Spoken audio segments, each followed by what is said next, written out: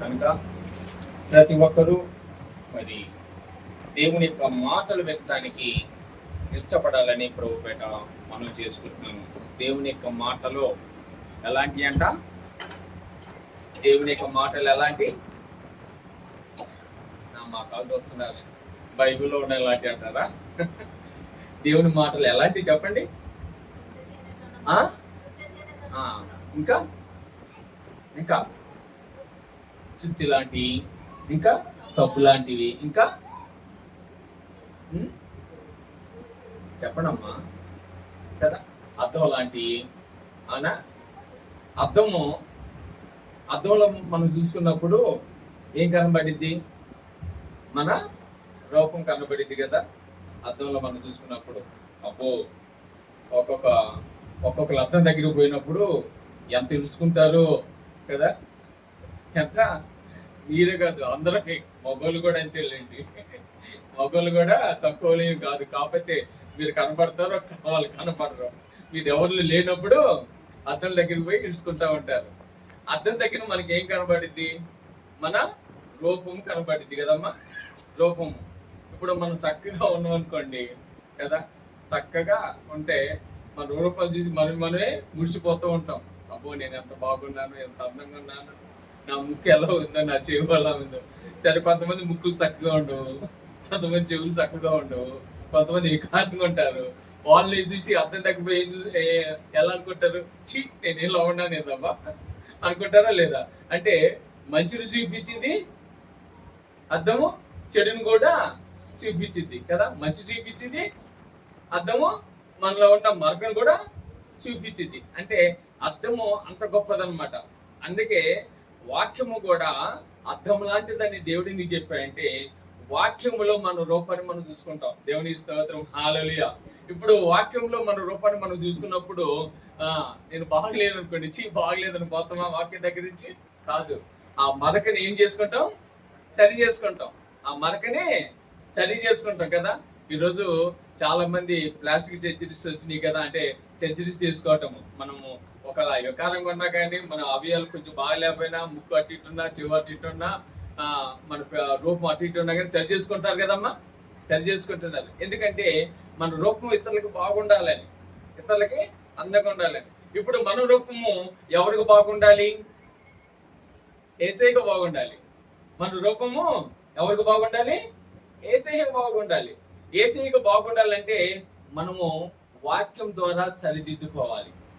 వాక్యం ద్వారా సరిదిద్దుకోవాలి. అందుకే ప్రతి వారం వాక్యము మనము ధ్యానం చేసుకునేది. ఈ రోజు మనతో ఏం మాట్లాడతాడు, రేపు ఏం మాట్లాడతాడు. వాక్యము ద్వారా మన యొక్క రూపాన్ని సరి చేసుకుంటే అప్పుడు మనము అందంగా ముస్తాబైపోతాం.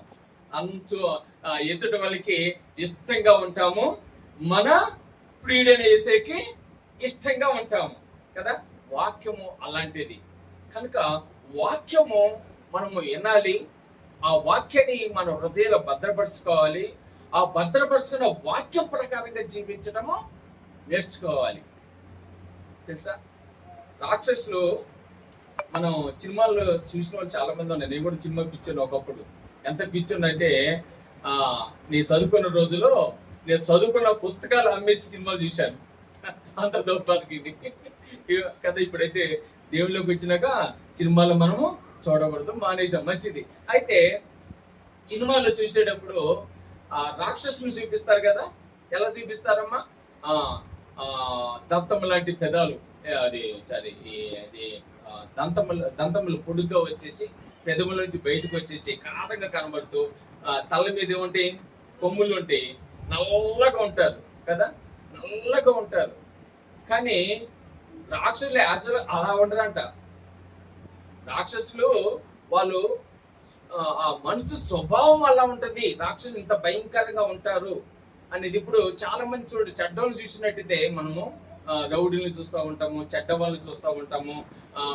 మన సొసైటీలో మన మధ్యలో ఉన్న వాళ్ళు చాలా మంది చూసినప్పుడు వాళ్ళ రూపాన్ని చూడటానికి కూడా మనం ఇష్టపడం కదా.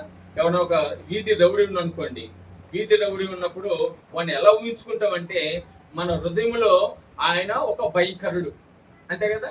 అతను ఒక భయంకరుడు, ఒక రౌడీ. అతనితో మనం మాట్లాడటానికి ఇష్టపడం, అంత అసహ్యంగా ఉంటుంది.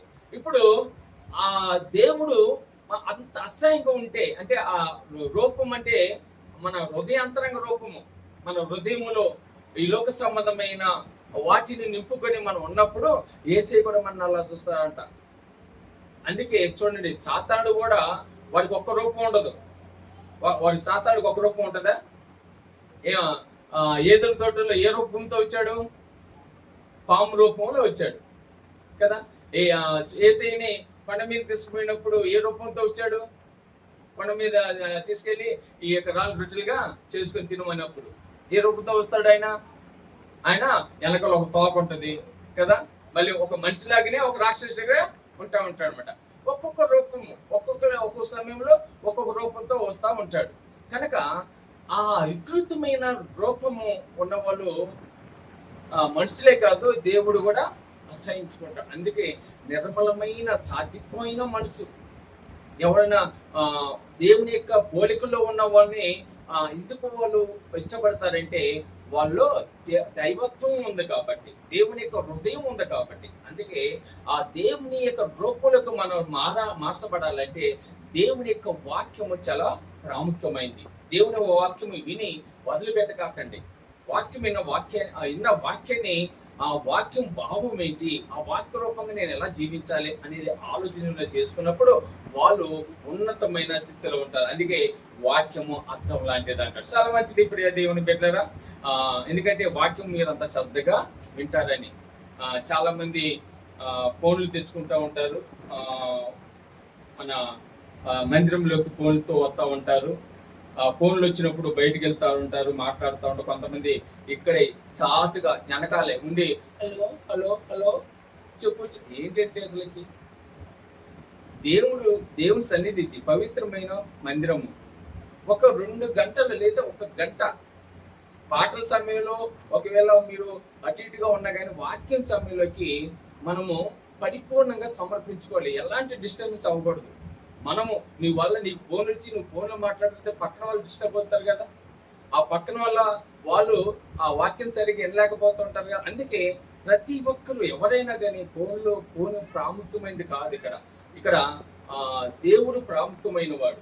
దేవుని సన్నిధిలో భయభక్తులు కలిగి ఉంటే వాళ్ళు దావీదు వలె ఉన్నతమైన స్థితిలో ఆశీర్వదించబడతారు, అబ్రహాము వలె ఉన్నతమైన స్థితిలో ఉంటారు. అందుకే దేవుని యొక్క సన్నిధిలో ఫోన్లు తీసుకురాగవచ్చు. ఒకేలా వచ్చి సైలెంట్ మోడ్లో పెట్టుకోరండి, బయటికి ఎక్కువ మాట్లాడుకోండి కావాలంటే. కానీ ఫోన్కి ప్రాముఖ్యత ఇవ్వకండి. అంత ఇంపార్టెంట్. మనకి లక్షల కోట్ల ఫోన్ వల్ల మనకి నష్టపోం, కానీ దేవుని యొక్క మాటలు వినకపోతే మాత్రం చాలా నష్టపోతాం. అది కనపడదండి, తర్వాత మనకి కనపడినప్పుడు బాధపడుతూ ఉంటాం.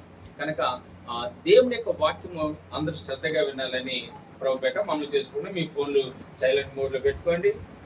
కొంచెం ఇది ఆఫ్ చేయము, కొంచెం డిస్టర్బ్ చేస్తుంది పేజీలో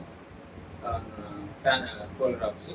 దేవుని యొక్క వాక్యంలోకి వెళ్దాం. ప్రియ దేవుని బిడ్డలారా, మత్తయి సువార్త 14వ అధ్యాయము, మత్తయి సువార్త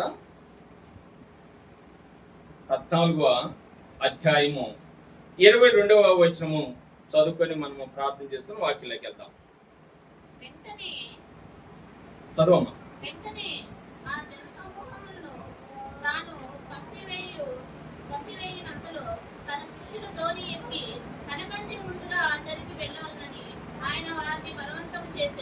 దేవుడు తన పరిశుద్ధ వాక్యము మన వెనుకల్లో దీవించి ఆశీర్వదించిన గాక. ఆమేన్. చిన్న ప్రార్థన. ఎవరి పాలు మీరు వ్యక్తిగతంగా ప్రార్థన చేసుకున్నాం. నా ప్రభువైన యేసయ్య, నీ ఘనమైన మహోన్నతమైన నామానికి వందనములు.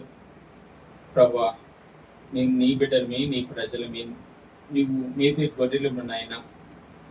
అయ్యా, ఈరోజు ప్రభువా నిన్ను ఆరాధించే దినము ప్రభువా, నిన్ను పరిశుద్ధపరుచుకునే దినము, సంఘముగా కూడుకునే దినము, సహవాసముగా ప్రభు నీ సన్నిధిలో ఆరాధించే దినము నాయన. అలాంటి దినములో ఇదిగనైనా మేము అందరము కూడుకున్నాము. ఇప్పుడు వరకు సంతోషంగా పాటల ద్వారా, స్తుతి ఆరాధన ద్వారా నీ నామాన్ని స్తుతించాము, ఆరాధించాము నాయన. ఈ సమయము ప్రభు ప్రాముఖ్యమైన సమయంలోకి వచ్చాము. నీ మాటలు వినే సమయంలోకి వచ్చాము నాయన. ప్రభా, ఈ లోకములో అనేక మంది బోధకులు ఉన్నా ప్రభా, ఆ బోధన వల్ల మనిషి జీవితానికి ఎలాంటి ఉపయోగం ఉందో లేదో మాకైతే తెలియదు, కానీ నీ బోధ వల్ల మాత్రం మాకు నిత్య జీవం ఉంటుంది నాయన. ఆ నిత్య జీవమైన బోధ ప్రభా, అదిగనైనా ఎంతో గొప్పది. ఆ మాటలు ప్రభా, అయా నీ దాసుల ద్వారా ప్రభాను పలుకుతుండగా వినుగలి చెవులు గ్రహించే హృదయము నాకును మాకును దయచేయమని నీ దాసుని ప్రభా అల్పుని అభాగ్యునైన నన్ను జ్ఞాపకం చేసుకుని సులుసును మరుగుపరుచుకొని అయ్యా అదిగన తండ్రి నీ కృపలో ఇదిగనైనా అయ్యా మాట్లాడటానికి సహాయం దయచేయమని. నేను కాదు మాట్లాడేది, నాలో ఉన్నవాడు గొప్పవాడు నాయన, ఈ లోకంలో ఉన్నవాడి కంటే గొప్పవాడు కనుక నువ్వే నాతోనూ మాట్లాడే సహాయం దయచేయమని నీ దాసుని చిలుతను మరుగుపరుచుకోమని మా ప్రేరణ యేసుక్రీస్తు నామములో ప్రార్థన అడిగి వేడుకొంచున్నాం తండ్రి, ఆమేన్. చాలా మంచిది ప్రియ దేవుని బిడ్డలారా. కూడి వచ్చిన మీ అందరికి మరోసారి నా హృదయపూర్వకంగా వందనములు తెలియజేసుకుంటున్నాను. చక్కగా దేవుని ఆ నామాన్ని ఆరాధించాలని ఆశతో వచ్చారు. దేవుని యొక్క మాటలు కూడా అలాగనే ఆశతో వినాలని ప్రభుపేట మనం చేసుకుంటున్నాను. ఇక్కడ ఈ మత్తయి సువార్త 14వ అధ్యాయంలో 36 వచనములు అంటే 36 వచనములో 4 భాగాలుగా విభజించబడింది. 4 భాగాలుగా విభజించబడింది. మనము ఇది చదువుకున్న వాక్యము ఈరోజు 22 నుంచి 14వ అధ్యాయము 22 నుంచి 33వ వచనం వరకు 33వ వచనం వరకు మనం ధ్యానం చేసుకుందాం. ఈ వాక్యములు మనం ధ్యానం చేయాలంటే ఈ 4 భాగాలు, 4 పారాగ్రాఫ్లు ఉన్నాయి, 4 భాగాలుగా. ఈ 4 భాగాల్లో ఉన్న ఆత్మీయ సత్యాలు మనం తెలుసుకొని ఉండాలి. ఈ వాక్యము మనం అర్థం కావాలంటే మొదటి భాగంగా మనం జ్ఞాపకం చేసుకున్నప్పుడు అక్కడ హేరోదు రాజుగా ఉన్న సమయంలో, హేరోదు అంటే ఇంతకుముందు యేసుక్రీస్తు జన్మించిన ఆ హేరోదు వేరే, ఈ హేరోదు వేరే. ఆయన ఒక భయంకరమైన దుర్మార్గుడు అనుకుంటే, ఆయన కుమారుడు అయిన ఈ హేరోదు కూడా అంతకంటే దుర్మార్గుడు. ఎందుకంటే ఆయన యేసుక్రీస్తు కాలంలో, యేసుక్రీస్తు జన్మించినప్పుడు యేసుక్రీస్తుని చంపాలని, యూదులకు రాజుగా పుట్టిన వాడెక్కడా అని అడిగి తెలుసుకొని యేసుక్రీస్తుని చంపాలని ప్రయత్నం చేశాడు. అయితే ఆయనకి 4 భార్యలు ఉన్నారు, ఉపపత్నులు ఉన్నారు. ఆ 4కి జన్మించిన కుమారుల్లో ఒక్కొక్కరికి ఒక్కొక్క ప్రాంతం, ఒక్కొక్క దేశాన్ని ఇచ్చేసాడు, మీరు ఏలుకోండి అని పెద్ద హేరోదు. ఆ తర్వాత ఈ హేరోదు తండ్రి కంటే ఎంతో క్రూరుడు, ఎంతో దుర్మార్గుడు. మనం ఎలా చెప్పగలుగుతాం మాట అంటే ఇందులోనే చూడండి, 14వ అధ్యాయంలో 3వ వచనం చదువుతాను. ఏలయనగా నీవు నీ సహోదరుడైన ఫిలిప్పు భార్యగు హేరోదియను ఉంచుకొనుట న్యాయమా? ఈ హేరోదు దుర్మార్గుడు అనటానికి సాక్ష్యం ఏంటంటే తన అన్న భార్యను ఉంచుకున్నాడు. ఎవరైనా ఉంచుకుంటారంటే వదిన్ని. అన్న భార్య అంటే వదినేది కదా. వదిన అంటే తల్లితో సమానం. చూడండి, ఈ రోజుల్లో ఇలాంటి ఈ భయంకరమైన మనస్తత్వం కలిగిన వారు చాలా మంది ఉన్నారు. వాళ్ళకి వాయులోని వరుసలు ఉండవు. వాళ్ళ జీవితంలో, వాళ్ళ మనసులో ఒక పద్ధతి అనేది కూడా వాళ్ళ జీవితంలో ఉండదు. ఇక్కడ ఇలాంటి వాడు ఇదిగో హేరోదు. ఇతను తన అన్న భార్యను ఉంచుకున్నాడు. ఈ మాట పలుకుతుంది ఎవరంటే, అయ్యా నీ తమ్ముడు భార్యను ఉంచుకున్నావు, ఇది పద్ధత అని ఎవరు అడిగారు? యోహాను అంటే బాప్తిస్మం ఇచ్చే యోహాను అడిగాడు. అడిగితే అడిగినందుకు ఈయన ఏం చేశాడు? జైల్లో పెట్టేశాడు. జైల్లో పెట్టాడు, కానీ మదన పడుతున్నాడు. నన్ను ఇంత మాట అంటాడని రాజునే ఉంది. అసలు ఆయన చంపాలని చూశాడు. ఆ బాప్తిసం ఇచ్చే యెహోవాని ఏం చేయాలనుకున్నాడు? చంపాలని అనుకున్నాడు. కానీ చంపితే ప్రజలు ఎక్కడ గొడవైతే ప్రవక్తని చంపితే అది ఆ రోజుల్లో చాలా తిరుగుబాటు వచ్చింది. దేవుని సేవకుల్ని చంపితే చాలా తిరుగుబాటు వచ్చింది. అది శాపం కూడా. ఇది చంపకూడదని ఆలోచనతో ఆయన జైలు పెట్టేశాడు యెహోవాని. బాప్తిసం ఇచ్చే యెహోవాని జైల్లో పెట్టాడు. మదన పడుతున్నాడు. కానీ ఈ ఉంచుకున్నది భార్య హేరోదిని, ఆయన పేరు కూడా హేరోదిని. ఆమె మాత్రము ఒప్పుకోట్ల. అసలు నువ్వు ఎలా ఒప్పుకుంటున్నావు? ఎలా నువ్వు జైల్లో పెట్టు? చంపాల్సింది పోయి అంటే ఆయన వద్దు, అది చంపితే బాగా మంచిది కాదు అనుకోండి ఆమె సర్ది చెప్పినా కానీ ఆమె మనసులో మాత్రము ఆ క్రూరత్వం మిగిలిపోయినాయి. ఎట్టయినా ఈయన్ని చంపాలి, మమ్మల్ని ఆ మాట అంటాడా, మా లైఫ్ లోకి వస్తాడా, మా జీవితంలోకి వస్తాడా, అసలు ఆయన ఎవరు అని చెప్పేసి ఒక మదన పడిపోతుంది.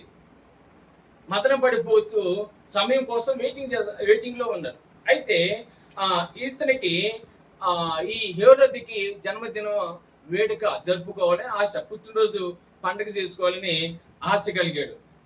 తీయండి, అదే 14:6 అయితే హేరోదు జన్మదినోత్సవం వచ్చినప్పుడు హేరోదియు కుమార్తె వారి మధ్య నాట్యమాడి హేరోదును సంతోషపరిచెను. ఏం చేస్తున్నాడమ్మా ఇక్కడ? ఆ జన్మదిన వేడుకలో, హేరోదు యొక్క జన్మదిన వేడుకలో ఆయన వదిన ఉంది, అది ఉంచుకున్నాడే, తన కుమార్తెని నాట్యం ఆడటానికి పిలిచాడమ్మా. ఈరోజు నా బర్త్డే, నా జన్మదినం వేడుక, కొంచెం సంతోషంగా ఉండటానికి నువ్వు నాట్యం చేయమ్మా అని ఉంచుకున్న ఆ భార్య కుమార్తె, ఆమెకి ఒక 12 నుంచి 14 సంవత్సరాలు ఉంటాయి అనుకుంటాను. అయితే చూడండి, ఆయన వదిన పెద్దదే కదా, కూతురు కూడా ఉంది అప్పటికి. ఆ కూతుర్ని, ఆ అన్న భార్యని ఇంట్లో ఉంచుకున్నాడు. అంత దౌర్జన్యకరంగా, అంత దుర్మార్గకరంగా ఆలోచన చేశాడు. ఈ జన్మదిన వేడుకలో ఆమె, ఆ పాప మంచిగా డ్యాన్స్ చేసింది. ఆ డ్యాన్స్ చేసే సమయంలో మానవుడు బాగా కిక్కు కోసం ముందు తాగుతాడు. ఆ కిక్కు కోసం ద్రాక్ష రసమును పుచ్చుకుంటా ఉన్నాడు. పుచ్చుకొని ఎంత తాగినో మనోడికి తెలియదు. బాగా డ్యాన్స్ చేసింది, బాగా నాట్యం చేసింది, మెప్పించింది, సంతోషపడ్డాడు. ఓ అమ్మ చాలా సంతోషంగా ఉంది, నాకు ఈరోజు చాలా బాగా డ్యాన్స్ చేసావమ్మా, నీ డ్యాన్స్ వల్ల నేను సంతోషిస్తున్నాను, నీకేం కావాలో కోరుకో. నీకేం కావాలో, రాజులు అంటారు కదా, నీకేం కావాలో కోరుకో, అంతే. రాజు తలుచుకుంటే డబ్బులే కొదవ అన్నట్టుగా, ఏం కావాలో కోరుకో అన్నప్పుడు ఈ పాప చిన్న పాప ఏమడిగిద్దమ్మా? తల్లి దగ్గర పోయింది. మామే రాజు నన్ను నాకు నీ చేసే డ్యాన్స్ మెచ్చేసి బాగా ఆయన సంతోషపడి ఏం కావాలో కోరుకో అంటున్నాడు. ఏం కోరుకుందా అంటే, నువ్వు ఏం కోరవద్దు, అన్ని మనకున్నాయి. ఈ రాజ్యం ఆయన తర్వాత మందే, రాజ్యము ఆయన తర్వాత మందే, మనకు అవసరం లేదు రాజ్యం, డబ్బులు వస్తాం మనే, అంత గల్లబెట్ట తాళాలని నా దగ్గర ఉన్నాయి. ఆయన ఏదో తాగి పొందుకుంటాడు, ఆయన ఏదో వచ్చిన ఆ రాజ్యం మీద ఉత్తరాలు పంపిస్తే వాళ్ళు ట్యాక్స్ వసూలు చేస్తారు, ఆ ట్యాక్స్ అంతా మందే, మనకేమొద్దు. అయితే నువ్వు ఒకటి కోరు. ఏం కోరాలంటే, ఆ రోజు నన్ను అవమానించాడే, నన్ను అవమానించిన ఆ జైల్లో ఉన్నాడే బాప్తిసం ఇచ్చే యోహాను యొక్క తల నరికి ఒక ప్లేట్లో పెట్టి, ఒక పళ్ళెంలో పెట్టి నాకు ఇయ్యి అని అడుగు అంటే, పోయి ఈ పాప ఏమడిగింది? ఇదిగో ఆ బాప్తిసం యోహాను చెరసాల్లో ఉన్నాడే, ఆయన తల నరికేసి ఒక పళ్ళెంలో పెట్టి నాకు ఇవి, నాకు కావాలి అని ఆ కోరికను అడిగింది ఆ అమ్మాయి. చూడండి, కింద లైన్లో అదే ఉంటాడు కదా. కనుక ఆమె ఏమడిగిందో నిశ్చితనే అతడు ప్రమాణం చేశాడు, వాగ్దానం చేశాను. అప్పుడు తన తల్లి చేత ప్రేరేపింపబడినది, తల్లిని అడిగింది, తల్లి చేత ప్రేరేపింపబడినది బాప్తిసం ఇచ్చు యోహాను తలను ఇక్కడ పళ్ళెములు పెట్టి తెప్పించము అని అడిగింది. చూడండి, ఇక్కడ ఆ కింద అంతా అక్కడ జరిగిన ఆ సంఘటన చూడు. ఒక మంచి వ్యక్తి ఈ దుర్మార్గానికి బలైపోయాడు. బాప్తిసం ఇచ్చే యోహాను ఎలా మరణించాడంటే, యేసుక్రీస్తుకి బాప్తిసం ఇచ్చిన ఆయన మామూలుడు కాదు, చాలా పవిత్రుడు. దేవుని యొక్క సువార్తను ప్రకటించేవాడు, అనేకుని దేవుని వైపు తిప్పేవాడు. అలాంటి వ్యక్తి మరణానికి కారణమైన ఈ హెరోదిని చూడండి. ఈ సంఘటన అయిపోయిన తర్వాత ఇది అక్కడ పడి చివరికి ఏమైంది? యేసయ్యకి తెలిసినప్పుడు మనము 13వ వచనంలో నుంచి మన గ్రాఫ్, ఇది ఒక పారాగ్రాఫ్, ఇది ఒక భాగం అన్నమాట. ఈ 14 అధ్యాయంలో ఒక భాగం ఏంటంటే అక్కడ బాప్తిసం ఇచ్చే యోహాను చంపబడ్డ తల నరికేయబడింది. ఇది ఒక పారాగ్రాఫ్. ఇది యేసయ్యకి తెలిసిన తర్వాత 13వ వచనం, యేసు ఆ సంగతి విని ధోని ఎక్కి అక్కడి నుండి అరణ్య ప్రదేశముకు ఏకాంతముగా వెళ్ళెను. జన సమూహమును ఆ సంగతి విని పట్టణం నుండి కాలినడకన ఆయనను వెంట వెళ్ళింది. చూడండి, ఆయన ఆ సంగతి విన్నాక, వినండి శ్రద్ధగానే, ఆ సంగతి విన్నాక యేసయ్య ఏమయ్యాడంట? బాధపడ్డాడు. యేసయ్య బాధపడ్డాడు. అసలు ఎక్కడైనా ఉంటుందండి దేవుడు బాధపడటం? ఎక్కడైనా ఉంటుందా దేవుడు బాధపడటం? అందుకే యేసయ్య దేవుని స్తోత్రం. దేవుడు యేసయ్య బాధపడ్డాడు. ఏమని బాధపడ్డాడు చూడండి. అక్కడ దేవుని యొక్క వాక్యం మనం చూసినప్పుడు ఆయన యేసుకు బాధ కలిగినట్టుగా మనం చూస్తున్నాం. యేసుకి బాధ కలిగినట్టుగా చూస్తున్నాం మనం.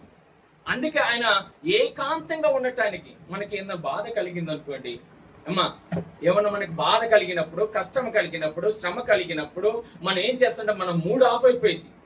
మన మనసు అంతా ఒక ఎంతో వేదనతో నింపబడింది. మన మనసు, మన బాధ ఎవరికి చెప్పుకునే స్థితి. ఎవరైనా చెప్తే ఏమైనా చేసే వాళ్ళు కానీ మనం సహకరించే వాళ్ళు ఉండరు. మన కష్టం ఎవరైనా చెప్తే రేపు పొద్దున ఏం చేస్తారు? అప్పుడు నువ్వు ఇలా కష్టపడ్డావు కదా, ఏమైనా చేస్తారు. నీకు ఇలాంటి కావాలి కదా అని ఏమైనా చేస్తారు. మనకు బాధ కలిగినప్పుడు ఏకాంతంగా ఉండటం ఇష్టపడతాం. యేసయ్య కూడా ఆ విధంగానే ఏకాంతంగా ఉండటానికి ఇష్టపడుతున్నాడు. ఒక మంచి వ్యక్తి మరణించాడే, ఒక మంచి వ్యక్తిని చంపేశాడే అని ఒక వేదన యేసుక్రీస్తు యొక్క మనసులో నింపబడింది. ఆ బాధనితో ఆయన ఏం చేస్తున్నాడు? ఏకాంతముగా ఉండటానికి ఇష్టపడ్డాడు. చూడండి, బాధ అనేది చూడండి ప్రభు యేసుక్రీస్తులో కూడా ఉందండి బాధ. దేవుడు చాలా మందికి దేవుడికి బాధలు ఉంటాయంటే మన బాధే ఆయన బాధ. అందుకే ఆయన కష్టములో ఉన్న వాళ్ళ ప్రార్థన ఎందుకు ఆలకిస్తాడంటే ఆయన కష్టపడ్డాడు కాబట్టి, ఆయన శ్రమ పడ్డాడు కాబట్టి, ఆయన వేదన పొందుకున్నాడు కాబట్టి. మామూలు వేదన కాదు కదా. ఎవరైనా నన్ను స్నేహితులు మోసం చేశారా ప్రభు అంటే, నన్ను కూడా మోసం చేశారయ్యా. ఎవరు మోసం చేశారు చెప్పండి? యేసుని ఎవరు మోసం చేశారు? ఇస్కరియోతు తనతో పాటు ఉన్నవాడే మోసం చేశాడా లేదా? 30 నాణ్యాలకి అమ్ముడు పోయి యేసుని అమ్మేశాడా లేదా? చెప్పండి. అందుకే మీకున్న బాధ నాకు కూడా ఉందయ్యా. అందుకే తన స్నేహితుడైన లాజరు, మరియా మార్త యొక్క సహోదరుడు చనిపోయినప్పుడు ఆయన ఆ బాధపడి కన్నీళ్లు పెట్టుకున్నట్టుగా దేవుని యొక్క లేఖంలో చూసామండి. ఆయన బాధ కలిగినాడు కాబట్టి, ఆ బాధను పొందుకున్నాడు కాబట్టి, ఆ బాధతో ఉన్న యేసయ్యకి మనం ప్రార్థన చేసినప్పుడు కనికరించేవాడు. ఆయన మన ప్రార్థన కనికరించేవాడు, మన మొర కనికరించేవాడు. మన ప్రార్థన ఆలకించి మనకు కనికరం చూపించి మనకి ఏ కష్టం ఉందో ఆ కష్టం నుంచి తప్పించేవాడు. ఆ బాధ హృదయం ఉన్న వాళ్ళకే తెలిసిందని ఎదుటి వాళ్ళు బాధపడుతుంటే. అందుకే చాలా మంది దేవుని మనసు కలిగిన వారు, క్రీస్తు మనసు కలిగిన వారు ఎదుటి వారు బాధపడుతుంటే ఏదో ఒక చేయాలి, ఏదో ఒక వాళ్ళని ఆదుకోవాలి. కష్టంలో ఉన్నారు, బాధల్లో ఉన్నారు, శ్రమలో ఉన్నారు, వాళ్ళని ఆదుకోవాలి. నాకు ఒకప్పుడు చాలా అప్పులుండేవి. యేసుక్రీస్తులకు రాకముందు భయంకరమైన అప్పు బాధల్లో కూరుకుపోయి ఉన్నాను. ఈ రోజులో ఎవరైనా అప్పుతో వస్తే సహాయం చేయటానికి ప్రయత్నం చేస్తూ ఉంటాను. సహాయం చేయటానికి, వాళ్ళని ఆదుకోవటానికి ప్రయత్నం చేస్తూ ఉంటాను. కనుక మా కాలేజీలో ఒకడు ఉండవు, నెల వచ్చిందంటే 3 ఫస్ట్ తారీఖు జీతం వచ్చింది, 5వ తారీఖు నుంచి అన్నా నాకు పైసలు కావాలన్నా. అరే నిన్న కదరా జీతం వచ్చింది, అయిపోయినాయి అన్న, అయిపోయినాయి. అరే నేను ప్రతి నెల ఒక 10,000 వాడుకుంటాను, 10,000 ఆయన దగ్గర ఉంటే ఎప్పుడు ఉంటేనాయి. అది నెల అయిందిరా, నువ్వు ఇలా కాదురా అంటే, సరే నా నెక్స్ట్ మంత్ నేను అడగను అంటాడు, మళ్ళీ అడుగుతానే ఉంటాడు. ఇవ్వాలి ఇవి కూడా అనుకుంటాను, కానీ నా మనసు ఊరుకోలేదు. చర్చి పాపం ఒకప్పుడు నా పరిస్థితి కూడా ఇదే కదా, సహాయం చేద్దామని ఏదో ఒక రీతిగా. చాలా మంది అప్పు ఇచ్చిన వాళ్ళు అటుకు పోయారు, పోనీలే మంచిది, అందరితో పోయారు అనుకుంటాను. ఇంకా ఆ విధంగా సహాయం. యేసుక్రీస్తు కూడా ఆయన బాధ అంటే ఏందో తెలుసు, మామూలు బాధపడాలా. యేసుక్రీస్తు ఎన్ని శ్రమలు పడ్డాడండి, ఎన్ని అవమానాలు పొందుకున్నాడు, ఎన్నో. సమరయ స్త్రీతో ఆయన అంటే ఆయన కలిసి మాట్లాడుతుంటప్పుడు వాళ్ళిద్దరి మధ్యలో ఏదో ఉందని పుకారు లేపారు ఆ టైంలో. అంటే మనం ఎవరైనా ఇదిగో నన్ను ఇలాగా అనుమానిస్తున్నారు, లేదా ఈ స్థితిలో నన్ను అనుకుంటున్నా అంటే, నన్ను కూడా అనుకున్నారు జనాలు. నన్ను కూడా యేసుక్రీస్తు మీద ఉన్న పుకార్లో ఈ లోకంలో ఎవరి మీద ఉండవండి. ఆయన మరణం ఒక పుకారు కదా. చాలా మంది యూట్యూబ్ మనం చూస్తాం కదా, 3 మేకులు పీక్కోలేనోడు ఎలా దేవుడు అవుతాడు. ఆయన 3 మేకుల దగ్గర ఆగిపోయాడు ఆయన, పాపం ఎవరో కానీ ఆ సమాధి తెరవబడి ఆయన ముట్టించేయుడుగా మరణం గెలిచి తిరిగి వచ్చిన ఆ సందర్భాన్ని మర్చిపోయాడు. యేసుక్రీస్తు గురించి ఎన్నో. అందుకే కష్టంలో ఉన్న వాళ్ళని యేసయ్య చూస్తా ఉంటాడు, శ్రమలో ఉన్న వాళ్ళ వైపు యేసయ్య చూస్తా ఉంటాడు. అందుకే ఆయన ఆ వేదంతో ఉన్నప్పుడు అది తెలుసుకున్నారు జనులు. తెలుసుకొని ఆ యేసయ్య ఎక్కడ ఉండదు, ఇగో ఫలానా ప్రాంతంలో ఉన్నాడని. ఆయన ఏమి ఎక్కినంట, దోణి ఎక్కి ఈ చివరి నుంచి ఆ చివరికి పోయినట్ట. దోణి ఎక్కి సముద్రంలో ఈ చివరి నుంచి ఆ చివరికి పోయినా కానీ జనులు తెలుసుకున్నారు. ఆయన ఉన్న చోటకి వెళ్ళారు. ఆయన ఉన్న చోటకి వెళ్ళి ఏం చేస్తున్నారంటే, అక్కడ ఆ పట్టణం నుండి కాలు నడకన ఆయన వెంట వెళ్ళి 14 ఆయన వచ్చి ఆ గొప్ప సమూహము చూసి వారి మీద కనికరపడి వారిలో రోగులైన వారిని స్వస్థపరిచెను. దేవుని స్తోత్రం, హల్లెలూయా. ఏం చేశాడమ్మా, ఆయన మనసు బాగలేదు, ఆయన ఏకాంతము కోరుకున్నాడు. అనేకులు వచ్చారు. ఆ సందర్భంలో మనం ఆ ప్లేస్ లో ఉన్నాం అనుకోండి, యేసయ్య ప్లేస్ లో, ఇప్పుడు చేతులుచుకుంటామా లేదా? అసలుకే నాకు బాప్తిసం ఇచ్చిన యోహాను చనిపోయాడు, నేను బాధలో ఉన్నాను, నా మనసు బాగలేదు, నీరెంద్ర గొడవ అని అన్నాడా? అన్నలా ఆయన. అందుకే ఆయన ప్రేమమయుడు అంటాడు, ఆయన కనికర గల దేవుడు అని చెప్పి సమూహం చూసి వారి మీద ఏం చేశారంట, కనికరపడి. ఏం చేశారమ్మా? కనికరపడి. చూడండి కనికరం ఎంత గొప్పదో. వాళ్ళు వచ్చిన వాళ్ళు అందరూ, అయ్యా నాకు కాలు బాగలేదు, నా కడుపు బాగలేదు, నా పిల్లలు బాగలేదు, నేను రోగంతో ఉన్నాను, నేను బాధతో ఉన్నాను, నేను వేదంతో ఉన్నాను అని ఒక్కొక్కరు చెప్పుకుంటూ ఉంటే ఆ మనసు, వికలమైన మనసుతో కూడా ఆయన వాళ్ళ మీద కనికరపడ్డాడు, వాళ్ళ మీద జాలి పడ్డాడు. ఆయన కనికరపడి 10 అక్కడ ఆయన అంతా బోధిస్తూ ఆయన విస్తారంగా దేవుని యొక్క సువార్తను ప్రకటించి, ఆ సువార్తన ప్రకటనలో ఆయన అయిపోయిన తర్వాత వాళ్ళకి ఏం కలిగిందంటే, ఆకలిగా ఉందని యేసయ్య తెలుసుకొని ఆ పక్కన శిష్యుడిని ఫిలిప్ని, ఎందుకంటే ఆయన ప్రాంతం అయితే, ఆ ఫిలిప్ని తన శిష్యుడిని పిలిచి, అరే వీళ్ళకి వీళ్ళకి తినడానికి ఆహారం కావాలి, ఏదైనా సమకూర్చునంటే, ఏంది మాటలా సమకూర్చడానికి మాటలా? అక్కడ ఎంతమంది ఉన్నారు? 5,000 మంది దేవుని యొక్క లేఖనంలో ఉంది. ఎంతమంది అంటే ఇక్కడ ఉంది? ఎంతమంది అమ్మా? 5,000 మంది ఉంది. 5,000 మంది ఎవరు వాళ్ళు? వింటున్నారా? ఉన్నారా ఇక్కడ? ఉన్నారా అందరు ఇక్కడ? అంటే అందరూ ఉన్నారు, తలంపులు ఎక్కడికి వెళ్ళిపోయినాయో అని కదా. శ్రద్ధగానండి, ఇక్కడ 5,000 మంది పురుషులు ఉన్నారంట, అంటే మగవారే. 5,000 మంది మగవారు అమ్మా. 5,000 మంది మగవారు ఉంటే స్త్రీలైన వారు ఎంతమంది ఉండాలి చెప్పండి. ఇప్పుడు ఇక్కడ ఒక 10 మంది మగవాళ్ళు ఉన్నారు అనుకుందాం. స్త్రీలైన వారు ఎంతమంది ఉన్నారు? 20 మంది ఉన్నారు అనుకుందాం. ఇప్పుడు 10 మంది పురుషుల్ని లెక్క పెట్టారు వాళ్ళు, స్త్రీలైన వారు లెక్క పెట్టాల. ఇప్పుడు పురుషులు 10 మంది ఉంటే స్త్రీలైన వారు కొంత ఎక్కువే ఉంటారు. ఎందుకంటే యేసయ్య దగ్గరికి పురుషులు కుటుంబాలకు వచ్చే వాళ్ళు ఉంటారు. కొంతమంది విడివిడిగా, భార్య వస్తే భర్త రాడు, భర్త వస్తే భార్య రాడు. అందుకే చూడండి, దేవుడి దగ్గరికి వచ్చేటప్పుడు మన భర్తలు మనం మార్చుకోవాలి, మన భర్తలు కూడా మార్చడానికి ప్రయత్నం చేయాలి. అందుకే ఆ కుటుంబగా ఉంటే వాళ్ళు పరిపూర్ణమైన ఆశీర్వాదాలు వాళ్ళకి ఉంటాయి. అందుకే ఇక్కడ ఒక 5,000 మంది మగవారే ఉంటే స్త్రీలైన వారు 7,500 అనుకుందాం. స్త్రీలైన వారు 7,000, 5,000, 7,500 ఎంతమంది అవుతారు? 12,500 మంది అనుకుందాం. 12,500 మందికి మళ్ళీ పిల్లలు ఉంటారు కదా. దేని కూడా వాళ్ళకు ఒక కుటుంబానికి 2 పిల్లలు వచ్చినా కానీ ఒక 10, అంటే దాదాపు 25,000 మంది పైనే ఉంటారు అక్కడ. వాళ్ళని లెక్క పెట్టింది పురుషులే, అంటే పురుషులంటే కుటుంబంగా లెక్క పెట్టారేమో. ఇక్కడ 25 మందికి ఇడ్లీ కావాలన్నా, లేదంటే వాళ్ళు తింటా పూరీలు కావాలన్నా ఎన్ని కావాలి? ఏంది ప్రభువా నువ్వు చెప్పేది మన పద్ధతి? మన దగ్గర పైసలు లేవు, 1 రూపాయి లేదు, ఇంతమందికి ఫుడ్ తీసుకురమ్మంటున్నావు, ఆహారం తీసుకురమ్మంటున్నావు, ఏమని పద్ధతేనా?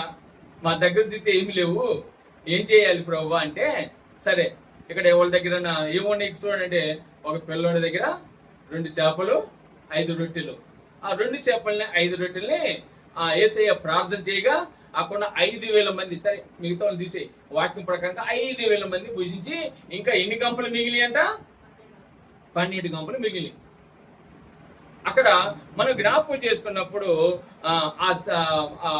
మూడవ సన్నివేశంలో మనము జ్ఞాపకం చేసుకున్నప్పుడు వాళ్ళకి సమృద్ధమైన ఆహారము దేవుడు అనుగ్రహించాడు. ఇది 2వ భాగం. 3వ భాగము మనం ధ్యానం చేసేది. 4వ భాగం ఏంటంటే ఆ లాస్ట్ వచనంలో ఉంటుంది చూడండి. అక్కడ లాస్ట్ వచనంలో 34వ వచనం, వారిద్దరు వెళ్ళి గెనేసరెతు దేశంలోకి వచ్చి అక్కడ జనులు ఆయన గుర్తుపెట్టి చుట్టుపక్కల ఉన్న ఆ ప్రదేశం అంటే వర్తమానం పంపి రోగులందరినీ ఆయన యుద్ధకు తెచ్చిరు. అక్కడ 4వ భాగంలో రోగులందరినీ అక్కడ యేసయ్య దగ్గరికి తీసుకొచ్చి వాళ్ళని యేసయ్య స్వస్థపరిచినట్టు చూశారు. ఇప్పుడు మనము ధ్యానం చేయకపోయాడు. ఇది మొదటి మనం ఇందాక 1-2 భాగాలు ఆ సన్నివేశాలు అయిన తర్వాత ఇక్కడ యేసుక్రీస్తు ఏమనంటే 22వ వచనంలో వెంటనే ఆ సమూహమును తాను పంపివేయ అంతలో తన శిష్యులు దోణి ఎక్కి తనకంటే ముందుగా ఆ దరికి వెళ్ళవల్లని ఆయన వాడిని బలవంతము చేశాడు. అర్థమవుతుందమ్మా మీకు? అర్థమవుతుందా? ఇక్కడ శిశువులు ఏం చేశాడు? అక్కడ ఉన్న జనాన్ని అందరినీ పంపించేసి ఇప్పుడు మనం ఆ దరి నుంచి మళ్ళీ ఈ దరికి రావాలి కదా, మీరు వెళ్ళండి అని యేసయ్య బలవంతం చేశాడంట. అంటే దాని యొక్క ఆలోచన ఏంటి? బలవంతం చేయటానికి వీళ్ళు యేసుక్రీస్తు యొక్క శిష్యులు ఏం చెప్పి ఉంటారు చెప్పండి అంటే, లేదు ప్రభువా, మేము కూడా నీతో పాటే ఉంటాము, అంతే కదా, నీతో పాటే ఉంటాము, నీతో పాటే మేము అందరూ కలిసి వెళ్తాం అంటే, లేదు మీరు వెళ్ళండి, నేను తర్వాత వస్తాను అంటే, లేదు ప్రభువా, మేము కూడా మీతో పాటు వస్తాము అని నేను ప్రార్థన చేసుకుంటాను, నాకు డిస్టర్బ్ అయ్యింది, మీరు వెళ్ళండి అని నేను ప్రార్థన చేసుకుని వస్తాను అని యేసు ప్రభు శిష్యులతో చెప్పుకుంటాడు. చెప్తే ఎందుకంటే ఆ కింద లైన్లో 23వ వచనంలో ఆయన వాళ్ళని పంపేసి ఆయన ఏం చేశాడంట?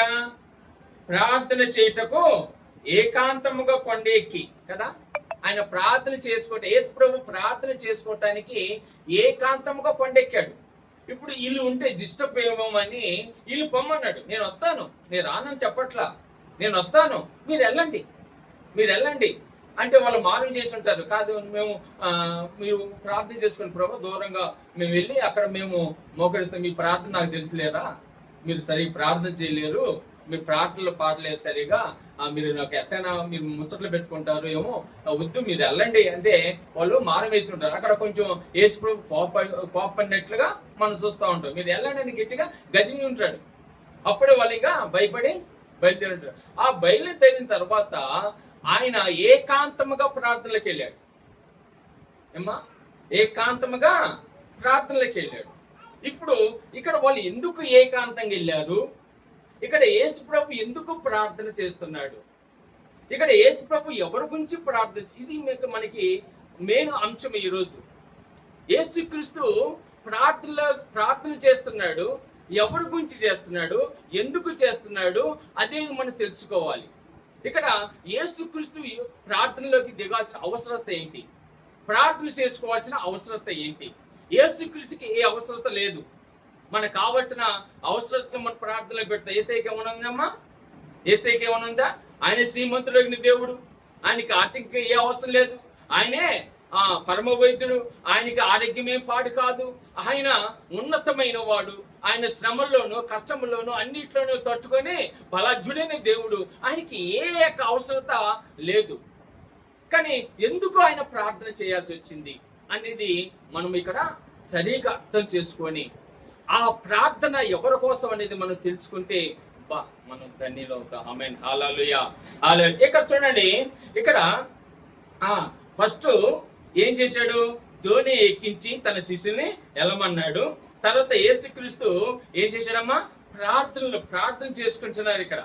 ఇక్కడ చూడండి, ప్రార్థన చేసుకున్నప్పుడు 24 వచనం, అప్పటి ధోని దరికి దూరముగా ఉండ గాలి ఎదురైనందున అలల వల్ల కొట్టబడ సుండెను. ఏం జరుగుతుందమ్మా ఇక్కడ? ఏం జరుగుతుంది ఇక్కడ? యేసుక్రీస్తు యొక్క శిష్యులు వెళ్ళిన కొంత దూరంకి అక్కడ తుఫాన్ వచ్చింది. అక్కడ ఏమొచ్చింది? తుఫాన్ వచ్చింది. ఆ మార్గంలో తుఫాను, గాలి, భయంకరమైన తుఫాను. అది కూడా ఎక్కడ? సముద్రంలో. తుఫాన్ వచ్చినప్పుడు మన ఇంట్లో ఉంటేనే ఆ గాలి తట్టుకోలేని స్థితిలో ఉంటాం. కానీ అలల మధ్యలో ఉంటే ఒక్కసారి మనం ఊహించుకోండి ఎంత భయంకరంగా ఉంటుందో. వాళ్ళు పడవలో ఉన్నారు. ఆ పడవలో ఉండి ఆ దోణిలో ఉన్నప్పుడు వాళ్ళు ఆ గాలికి భయంకరమైన అటు ఇటు ఊగులాడుతూ ఆ గాలికి మళ్ళీ ఆ సముద్రం అలల నుంచి పైన పడుతూ ఒక భయంకరమైన చీకటి రాత్రి సమయంలో ఎంత భయంకరంగా ఉంటుంది ఒకసారి ఆలోచన చేయండి. ఇప్పుడు చూడండి, ఇక్కడ ఎవరు పంపించారు వాళ్ళని? అసలుకి యేసయ్య వెళ్ళమన్నాడు. యేసయ్య వెళ్ళమన్నప్పుడు యేసయ్యకి తెలుసు కదా గాలి తుఫాన్ వచ్చిందని తెలుసు కదా. మరి ఆ గాలి తుఫాన్లో వాళ్ళు వెళ్ళాల్సిన అవసరం ఏమొచ్చింది? యేసయ్యకి తెలిసి ఎందుకు ఆపలేకపోయాడు అనేది ఒక్కసారి మనం ఆలోచన చేసుకోవాలి. ప్రియ దేవుని బిడ్డలారా, ఇక్కడ చూడండి, ఇక్కడ శ్రమలు వచ్చినప్పుడు కష్టములు వచ్చినప్పుడు, బాధలు వచ్చినప్పుడు మనం ఏమనుకుంటాము? నాకు ఎందుకు వచ్చింది ఈ శ్రమ, నాకు ఎందుకు వచ్చింది ఈ కష్టము అని మనం అనుకొని దేవుడికి తెలియదా అని మనము ఇంకో మాట అంటూ ఉంటాం. దేవుడికి తెలియదా? దేవుడికి తెలుసు. దేవుడికి తెలియకుండా ఏమి కాదు, ఏమి జరగదు. దేవుడికి తెలియకుండా ఏమి జరగదు. యోబుకి కష్టాలు రావటానికి కారణం ఎవరు? సాతానుడు అంటాం మనం, కానీ దేవుడే నేను అంటాను. ఎందుకంటానంటే సాతానుడు ఎవరి దగ్గరికి పోయారు పర్మిషన్ కొరకు? శోధించడానికి ఎవరు పర్మిషన్ కోసం వెళ్ళాడు?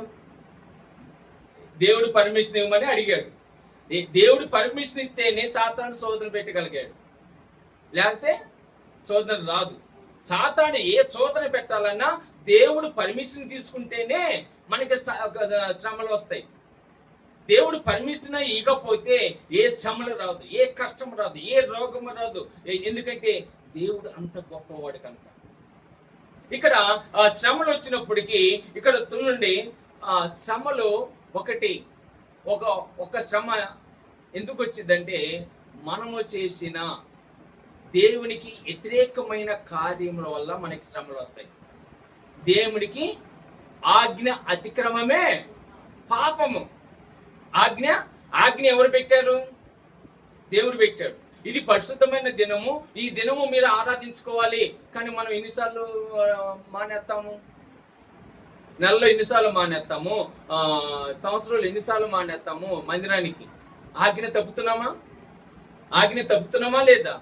కానీ మనకి శ్రమలు వచ్చినప్పుడు మాత్రం ప్రభువా నేను ఏం చేశాను ప్రభువా, మన ఎన్ని గుర్తుకురావు. మన వెనకాలనే అదే పెద్దవాళ్ళు అంటారు కదా, సామెత మూడు సామెత ఉంటుంది, గుడిగింజ పైన ఎరిపి తెలిసి కింద నలుపు తెలియదు అంటారు కదా. అంటే మన తప్పులు మనకు తెలియవు, కానీ దేవుడికి మాత్రమే తెలుసు. ఇప్పుడు మనం చేసిన తప్పిదం వల్ల, మనం చేసిన దేవుడికి వ్యతిరేకమైన కార్యం వల్ల, మనం చేసిన తప్పుల వల్ల, మనం చేసిన పాపం వల్ల మనము ఇదిగో శ్రమల పాలవుతాం. మనము శ్రమల పాలవుతాం. ఆ శ్రమలో ఎవరు ఏం చేయలేరు, దేవుడు కూడా ఏం చేయలేడు. అయితే కొంతమందికి శ్రమలు వస్తా ఉంటాయి. కొంతమందికి శ్రమలు వచ్చినప్పుడు ఆ శ్రమలు ఎలాగొస్తాయి? అవి ఆశీర్వదించబడటానికి శ్రమలు వస్తాయంట.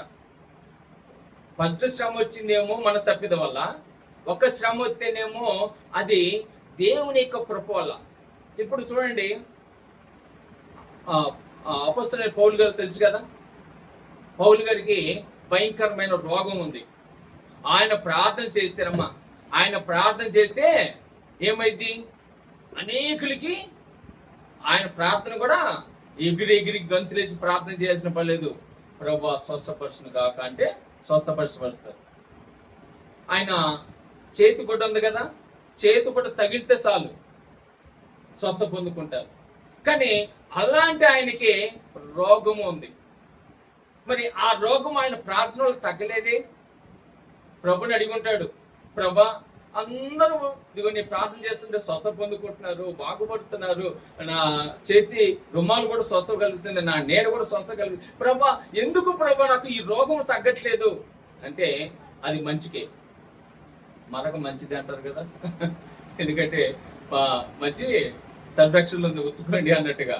ఆ మరక ఎందుకంటే ఆ రోగం ఉండటం వల్ల నువ్వు ఎక్కువగా హెచ్చించబడవు. ఆ రోగం లేదనుకో నిన్నే దేవుడిగా కొలుస్తారేమో. ఆ రోగం ఉంటే నువ్వు భయభక్తి కలిగి ఉంటావు అని ఒక ఆలోచన ఏంటంటే అది దేవుని కృప. అయితే ఆ రోగం మనని ఏమన్నా చేసిద్దా? పౌలు గారికి ఆ రోగం ఏం చేయాల ఉన్నా కానీ ఆ రోగం ఏం చేయదు. మరి కొంతమందిలో బీపీ ఉంటాయి, షుగర్లు ఉంటాయి, ఈ లోక సంబంధమైన వ్యాధులన్నీ ఉంటాయి, కానీ వాళ్ళకి ఏం నాకున్నాయి కానీ నాకేమి చేయవు. ఎందుకంటే దేవుని యొక్క కృపాశక్తి నాలో ఉంది కాబట్టి. ఆమేన్, హల్లెలూయా. దేవుని యొక్క కృపాశక్తి ఉన్న వాళ్ళకి ఇదిగో ఆ రోగములు వచ్చినా అది ఏమీ చేయలేవు. మూడవదిగా మనము జ్ఞాపకం చేసుకున్నప్పుడు చూడండి, ఒకటేమో కృప కొరకు, ఒకటేమో మనము చేసిన తప్పిత్రం వల్ల శ్రమలు వస్తాయి. మూడవదిగా ఆ రెండంతల ఆశీర్వాదాల కొరకు. ఇందాక యోబు గురించి చెప్పాం కదా, యోబుకి ఏమి ఇచ్చాడో లాస్ట్ ఆ శ్రమలు అనిపించిన తర్వాత రెండంతల ఆశీర్వాదములు. ఆమేన్, హల్లెలూయా. అది ఈ శ్రమలో వచ్చినప్పుడు ఇక్కడ వీళ్ళు కూడా వచ్చే శ్రమ అంటే ఆ తుఫాను లాంటి శ్రమ, ఆ తుఫాను లాంటి కష్టము, ఆ తుఫాను లాంటి వేదన, ఆ తుఫాను లాంటి బాధకరమైన సమస్యలు మన జీవితంలో ఉన్నప్పుడు ఇదిగో యేసయ్య ఉంటే చాలు. ఆమేన్, హల్లెలూయా. ఇక్కడ యేసు ప్రభు చూడండి, వాళ్ళేమో తుఫానులు అల్లాడిపోతున్నారు, కానీ ఇక్కడ ప్రార్థనలో ఉన్నాడు. ఇక్కడ ఎవరు ప్రార్థనలో ఉన్నాడు? యేసయ్య ప్రార్థనలో ఉన్నాడు. ఈ సమస్య వచ్చిందని యేసయ్యకి తెలుసు. ఈ శ్రమ వచ్చిందని, ఈ కష్టం వచ్చిందని, ఈ బాధ వచ్చిందని యేసయ్యకి తెలుసు. యేసయ్యకి తెలిసినప్పుడు ఆ శ్రమ, ఆ కష్టము నుంచి ఎలా తప్పించబడాలని తండ్రిని వాళ్ళ కొరకు ప్రార్థన చేస్తున్నాడు ప్రభువైన యేసయ్య. దేవునికి స్తోత్రం, హల్లెలూయా. ఎంత గొప్ప సంఘటన ఒకసారి ఆలోచన చేయండి. మరి మనకు ఒక డౌట్ వచ్చింది కదా, యేసయ్య అందరి గురించి ప్రార్థన చేస్తాడా? ఏమ్మా అయ్యా? అందరి గురించి ప్రార్థన చేస్తాడు యేసయ్య? అందరి గురించి ఏం చెయ్యడు. ఏం చేయడు, ఒకటి లేదు. ఎలా చెప్పగలుగుతాం చెప్పండి? యేసయ్య చేశాడు అందరి గురించి. ఎప్పుడు చేశాడు? ఆ కలవరి శిలువలో, ఆ వేదనలో ఉన్నప్పుడు, తండ్రి వీరేమి చేస్తున్నారో వీరి వెలుగును కనుక, అంటే ఏమి చెయ్యని స్థితిలో ఉన్నప్పుడు, మన తప్పు చేసినా మన పాపం చేసినా యేసయ్య క్షమించాడు. ఇప్పుడు మనం అన్ని తెలుసుకున్నాం. పాపం అంటే ఏంటి, తప్పు అంటే ఏంటి, అన్ని తెలుసుకున్నాం. ఏమా? అన్ని తెలుసుకున్నా కూడా మన తప్పిదము చేస్తే మన కొరకు ప్రార్థన చేస్తాడా యేసయ్య? మన కొరకు ప్రార్థన చేస్తాడమ్మా?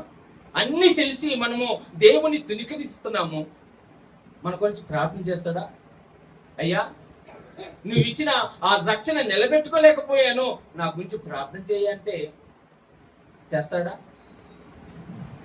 ఇప్పుడు ఎవరైతే పరిపూర్ణమైన విశ్వాసులు ఉంటారో, దేవుని కొరకు సమర్పించుకొని ఉంటారో, దేవుని యొక్క చిత్తమును జీవించాలని ఆశపడతారో, వాళ్ళ కొరకు మాత్రమే ప్రార్థన చేస్తారండి. ఆమేన్, హల్లెలూయా. వాళ్ళు మాత్రమే, ఇది ఖచ్చితంగా చెప్తారు, వాళ్ళ కొరకు మాత్రమే. ఎందుకంటే ఇప్పుడు ఒకప్పుడు అందరిని ప్రేమించాడు, అందరి గురించి ప్రార్థన చేశాడు. ఇప్పుడు ఆ తప్పిదం ఏందో, ఆ పాపం ఏందో మనకు తెలుసు. ఏం చేస్తే మనము అనేకమైన దేవుని యొక్క బైబిల్ గ్రంథంలో అనేకమైన మాటలు మనం ధ్యానం చేస్తున్నాము, కానీ ఆ మాటల ప్రకారంగా మన జీవితం లేకపోతే ఆయన కూడా బాధపడతానే ఉంటాడు. అయ్యో, నేను వీళ్ళ గురించి ప్రార్థన చేశానే, వీళ్ళ గురించి నేను ఇదిగో ఈ విధంగా ఆలోచన చేశానే, వాళ్ళు నాలోకి రాకుండా వాళ్ళు ఇష్టమైన జీవితం జీవిస్తున్నారే అని. అందుకే పవిత్రులు అంటే ఏదంటే, పవిత్రమైన సంఘములో ఎదుగుతున్న వారండి, పరిశుద్ధమైన జీవితం కలిగిన వారు. వాళ్ళ గురించి మాత్రము యేసయ్య నిరంతరం ప్రార్థన. అందుకే వాళ్ళకి శ్రమలు, కష్టాలు, బాధలు, వాళ్ళ పిల్లల చదువులు, ప్రతి విషయంలో దేవుడు తోడుగా ఉంటాడు. దయచేసి ప్రియ దేవుని బిడ్డలారా, ఇక్కడ ఒక ఆలోచన చేయండి, ఒక తలంపు చేయండి. మన గురించి ప్రార్థన యేసయ్య చేస్తే ఏ సమస్య అయినా కానీ ఆ సమస్య మన కుటుంబంలో ఉండదు. ఏ సమస్య అయినా కానీ మన జీవితంలో ఉండదు. ఏ కష్టమైనా కానీ మన జీవితంలో ఉండదు. చూడండి, ఆయన ఎంతసేపు ప్రార్థన చేశాడు తెలుసా? ఆ సమయంలో ఆయన 9 గంటలు ప్రార్థన చేశాడండి. 9 గంటల ప్రార్థన. మనము 1 గంట ఆయన మోకరించి ప్రార్థన 9 గంటలు, కనీసం మనం 10 నిమిషాలు కూడా మోకరించలేకపోతున్నాం. ప్రార్థన చాలా ప్రాముఖ్యమైందని పరిశుద్ధ గ్రంథంలో చేస్తే ఆ ప్రార్థన మనం సులభంగా చూస్తాం. ప్రార్థన జీవితం లేదు మన జీవితంలో. ప్రార్థన కలిగి ఉంటే మన జీవితంలో ఎంతో గొప్ప కార్యములు జరుగుతూ ఉంటే దేవుని స్తోత్రం, హల్లెలూయా. ఇక్కడ చూడండమ్మా, 25వ వచనం. రాత్రి 4 జామున ఆయన సముద్రం మీద నడుచు వారి ఎద్దుకు వచ్చును. చూడండి, సముద్రము తుఫాను రేగుతుంది. 4 జామున, ఇంతకు నేను చెప్పాను కదా 9 గంటలు ఎలా అయిందంటే, చూడండి 9 గంటలు అంటే ఆ రోజులు మనలాగా వాచ్ లేవు, సెల్ ఫోన్ లేవు, టైర్లు చూసుకోవడానికి. ఆ రోజుల్లో జాములు బట్టి చూస్తారు. మొదటి జాము ఏంటిది? మొదటి జాము అంటే 6 గంటల నుంచి 9 గంటలకు ఒక జాము, 9 గంటల నుంచి మళ్ళీ 12 గంటలగా ఒక 9 అంటే ఎన్ని గంటలు? 3 గంటలకు ఒక జాము అనుకుంటా. 3, 4, 12, 4 గంటలు ఒక జాము. అంటే 6, 7, 8, 9, 6 గంటల నుంచి 7, 8, 9, 10 గంటలుగా ఒక జాము. అయితే అది మొదటి జాము. 6 గంటల నుంచి 9 గంటలుగా 3, 4 అంటే 3 గంటలే. 3 గంటలే, 3, 4, 12 కదా, 3 గంటలు. 3 గంటలు అంటే ఇప్పుడు మొదటి జాము ఏంటి? 6 గంటల నుంచి 9. ఇప్పుడు యేసయ్య ఎప్పుడు మోకరించాడు? సాయంకాలమున. అంటే సాయంకాలం ఎప్పుడైతమ్మా? 6 గంటలకి సాయంకాలం అంటారు. ఇప్పుడు 6 గంటల నుంచి 9 గంటలకు ఒక జాము, 9 గంటల నుంచి 10, 11, 12 గంటలకు ఒక జాము, 12 గంటల నుంచి 3 గంటలకు ఒక జాము, 3 గంటల నుంచి మళ్ళీ 6 గంటలకి, ఉదయం 6 గంటలకి ఒక జాము. అంటే మొదటి జాము, సెకండ్ జాము, 3వ జాము అని. ఇక్కడ ఏ జాములో వెళ్ళానంటే చూడండి, ఆయన రాత్రి 4 జామున, అంటే 3 గంటలు దాటినాక ఆయన ఎప్పుడు మోకరించి ప్రార్థనలోకి వెళ్ళాడు? సాయంత్రం మొదటి జామున. ఇప్పుడు ఆ 4 జాము వరకు ప్రార్థనలో ఉండి అప్పుడు ఆయన సముద్రం మీదకి వాళ్ళని కాపాడటానికి వెళ్ళాడు. ఎవరిని? తన శిష్యుల్ని కాపాడటానికి. ఇక్కడ యేసుక్రీస్తు ఎలా వెళ్ళాడమ్మా? మళ్ళీ ఇంకొక పడవ వేసుకొని వెళ్ళాడా? ఏమ్మా? ఆయన ఏ దోణి వేసుకొని వెళ్ళలేదు, ఏ పడవ వేసుకొని వెళ్ళలేదు. ఆయన ఎలా వెళ్ళాడు? నీళ్ళ మీద నడుచుకుంటూ వెళ్ళాడు. నీళ్ళ మీద నడుచుకుంటూ వెళ్ళాడు. చూడండి, ఇక్కడ మనం ఏం గమనించాలి?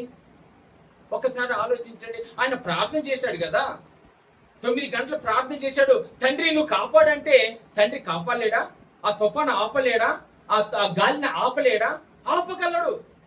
కానీ ఇక్కడ క్రియ రూపంగా మన విశ్వాసమే, దేవుని బిడ్డలమే, యేసుక్రీస్తు రక్తంలో కడగబడిన బిడ్డలమే. కానీ మనము ఆ సత్యములో ఉంటే, విశ్వాసం అనే క్రియ రూపంగా మనం లేకపోతే, దేవుని యొక్క మాటకి లోపడే జీవితం మనకి లేకపోతే, ఇప్పుడు ఇక్కడ ఆరాధన జరుగుతుంది. ఆరాధనలో మనం పాల్పు పొందుకోకుండా మనము దేవుని బిడ్డలుగా ఉండి కూడా ఎక్కడో ఉంటే అది నిజమైన క్రైస్తత్వం ఎలా అవుతుంది? క్రియ అంటే నువ్వు ఇక్కడ రావాలి, ఇక్కడ నువ్వు పాటలు పాడాలి, ఇక్కడ నువ్వు స్తుతించుకోవాలి, ఆరాధించుకోవాలి, నీ కష్టము నీ బాధ ప్రభుకి చెప్పుకోవాలి, వాక్యం వినాలి, దేవుని పొందుకోవాలి. ఇది క్రియ. ఇప్పుడు ఆ క్రియ రూపంగా ఆయన నేల మీద నడవబోయే శక్తి, యేసుక్రీస్తు మామూలుగా నడుగా వచ్చినప్పటికీ దేవుని యొక్క శక్తి పొందుకోవడానికి ఆయన 9 గంటలు ప్రార్థన చేశాడు. ఆమేన్, హల్లెలూయా. మన కొరకు యేసయ్య, మన కొరకు ఆయన ప్రార్థనలో ఉండి మనకున్న ఆ సమస్యని ఏదైతే సమస్య ఉందో ఆ సమస్యను తప్పించడానికి యేసయ్య మనతో ఉంటాడండి. ఆమేన్, హల్లెలూయా. యేసయ్య మనతో ఉంటాడు. ఆయన ఉంటే చాలు. మన పాట పడతా, నువ్వు ఉంటే నాకు చాలేసయ్యా, ఇంకేది ఎక్కర్లేదు యేసయ్యా, నువ్వు ఉంటే చాలు. ఏది ఉండేది నా పొంద. యేసయ్య ఉండాలంటే మనం ఎలా ఉండాలి? యేసయ్య ఉండాలంటే మన జీవితంలో మనం ఎలా విశ్వాసంగా ఉండాలి, ఎలా పరిశుద్ధులుగా ఉండాలి, ఎలా దేవునికి నమ్మకంగా ఉండాలి. ఒకసారి ఆలోచన చేయండి. యేసయ్య ఆ శక్తిని పొందుకొని ఆయన నేల మీద నడుచుకొని వచ్చాడు. దేవుని స్తోత్రం, హల్లెలూయా. అందుకే ప్రే దేవుని బిడ్డలారా, ఇక్కడ మనం జ్ఞాపకం చేసుకున్నప్పుడు ఆ రాత్రి 4 జామున ఆయన 4 జామున వాళ్ళ దగ్గరికి వచ్చినప్పుడు జరిగిన సంఘటన మనం జ్ఞాపకం 25 వచనం. రాత్రి 4 ఆయన నడుచుడు ఆయన వద్దకు వచ్చిన ఆయన సముద్రం మీద నడుచు శిష్యులు చూసి తొందరపడి ఏం చేశారంటే, అక్కడ తొందరపడి భూతం అని భయపడిపోయారు. ఏం చేశారు? భూతం. అవును, నేల మీద నడిచే శక్తి వేసే తర్వాత దెయ్యాలకే ఉంటాయి, సాతానుగాడికే ఉంటది. వాడు ఎందుకంటే ఆ దేవుని యొక్క శక్తి వాడు కూడా ఉంది కాబట్టి. దేవుని యొక్క శక్తి ఉన్నవాళ్ళు వాడే కదండి. ఆ తర్వాత వచనంలో మనం చూస్తే ఎవరు నడిచారంటే అక్కడ పేతురు కూడా నడిచాడు. పేతురు కూడా 28 వచనం. పేతురు, ప్రభువా నువ్వు అయితే అక్కడ ఏమన్నాడు? భూతం అంటే, బాబు నేను మీ ప్రభుని, అయినా మీ ప్రభుని, మీ యేసయ్యని అని చెప్పినప్పుడు అప్పుడు ఏమంటాడు పేతురు? ప్రభువా నువ్వే అయితే నీళ్ళ మీద నడిచి నీ ఎత్తుకు వచ్చుటకు సెలవు ఇవ్వమని ఆయనతో అడిగాను. ఏమడిగారు? అయ్యా నీతో పాటు నేను కూడా నడవాలి. పేతురు ఆయనతో పాటు నీళ్ళలో నడవటానికి ఇష్టపడాడు. చూడండి, అక్కడ ధోనిలో ఎంతమంది ఉన్నారండి? ఎంతమంది ఉన్నారు ధోనిలో? 12 మంది. ఎవరు చెప్పారన్నమాట? 12 మంది. 12 మంది తన శిష్యులు ఉన్నారండి ధోనిలో. ఇప్పుడు ఆ 12 మందిలో పేతురు మాత్రమే ఆయనకి ఆశ కలిగింది. ప్రభువా నేను కూడా నడవాలని ఇష్టపడుతున్నాను, నేను కూడా నీలా జీవించాలని ఇష్టపడుతున్నాను, నీలా ఉండాలని ఇష్టపడుతున్నాను. అక్కడ ఉన్న 12 మందిలో ఒక్క ఆయనకు మాత్రమే యేసయ్యలాగా ఉండాలని ఇష్టపడ్డాడు. ఆమేన్, హల్లెలూయా. యేసయ్యలాగా ఉండాలని ఇష్టపడాడండి. యేసయ్యలాగా ఉండాలని ఇష్టపడ్డాడు.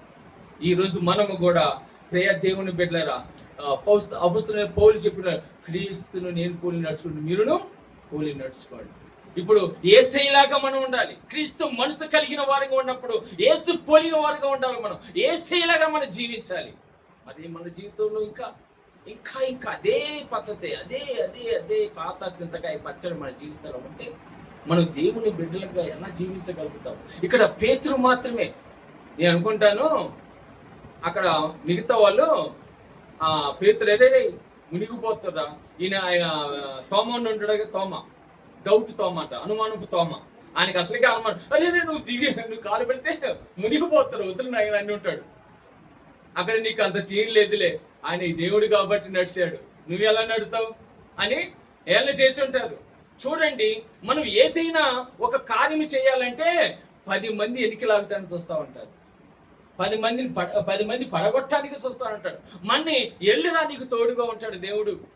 నీకు దేవుడు, మన దేవుడు అసాధ్యమైన దేవుడు ఉన్నారు, గొప్ప కార్యం చేస్తాడు రా మన జీవితంలో, నువ్వు వెళ్ళు కదా. మనం పని చేస్తుంటే మనం పొంగ తీసే వాళ్ళు చాలా మంది ఉంటారు, పడగొట్టాలని ప్రయత్నం చేసే వాళ్ళు చాలా మంది ఉంటారు, అనేకులు మనం అనగతొక్కాలని చూస్తూ ఉంటారు. కానీ అక్కడ పేతురు మాత్రము యేసయ్య వైపు చూశాడు. దేవుని స్తోత్రం, హల్లెలూయా. యేసయ్య వైపు చూశాడు, సంతోషించాడు, నడవాలనుకున్నాడు. యేసయ్య కూడా ఏమన్నాడు, అరే పోరా, నీకెందుకు అంత సీను, నేను కాబట్టి శక్తి కలుగున్నాను. యేసయ్య అట్ట అన్నాడా? రా అన్నాడు. ఏమన్నాడు చూడండి అక్కడ, ఏమన్నాడు చదవండి, కింద లైన్ 29 వచ్చిన. ఆయన రమ్మనగానే రా అన్నాడు. పేతురు నడుతావనవా, రా. మన ఇష్టం అండి, ఇష్టానికి దేవుడు ఇప్పుడు కాదన్నాడు. మన ఇష్టం, నీకు ఏది ఇష్టం అదే అడుగుడి నీకు ఇయ్యబడును. ఇక్కడ పేతురు అడిగాడు, ప్రభా నేను నడవాలనుకుంటున్నాను ప్రభా అంటే, రా అనగానే పేతురు ఏం చేశాడు, 1 అడిగేసిండు, 2 అడిగేసిండు, సంతోషించాడు, 3 అడిగేసిండు, 4 అడిగేసిండు, 5 అడిగేసిండు, ఇంకా రెచ్చిపోయిండు మన్నాడు. కింగ్నే, ఏసీ తర్వాత నేనే ఏసీ తర్వాత ఇంక నేనే గొప్పవాడిని, ఎందుకంటే ఏసీ నడిచాడు, నేను కూడా నెలలో నడుతున్నాను కదా. ఏమనుకున్నాడమ్మా? చూడండి, ఇక్కడ ఫస్ట్ ఏసీ మాట అన్నాడు. చూడండి, యేసయ్య మాట, వాక్యము వినటం వల్ల ఏం కలుగుతుందమ్మా? మనకి విశ్వాసము కలిగింది. అంతే, దునుకోవచ్చు మనం.